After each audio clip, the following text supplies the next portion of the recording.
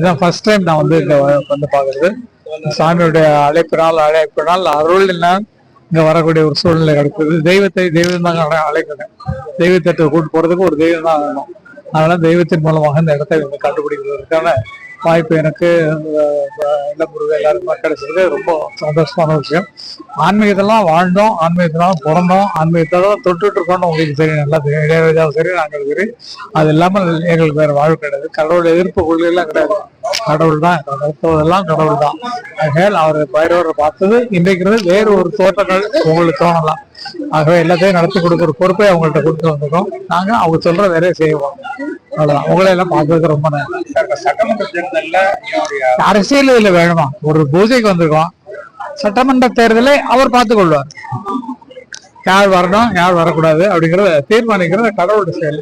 நம்ம பேசலாம், அரசியல் பேசலாம், ஆனா அதுக்குரிய இடம் இல்லை. இதே காம்பவுண்டுக்கு வெளியே கேட்டீங்கன்னா யாரும் சொல்லலாம்.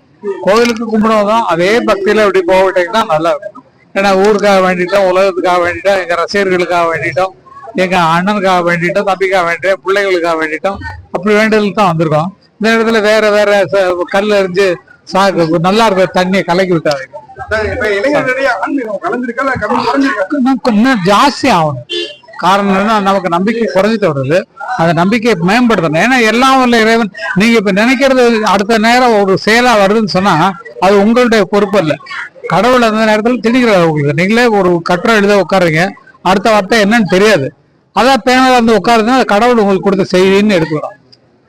எல்லாரும் படிப்போம். நாங்களாம் படிப்பு அறிவு இல்லை, இறை அறிவுனாலும் வாழ்ந்து.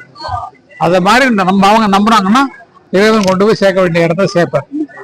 அதான் அனைவரும் இறைவன் நான் நம்பிதான் போகணும். மனுஷங்களை நம்பி பிரயோஜனம் உங்களுக்கு தெரிஞ்சு போச்சு, நல்லா தெரிஞ்சு போச்சு உங்களுக்கு.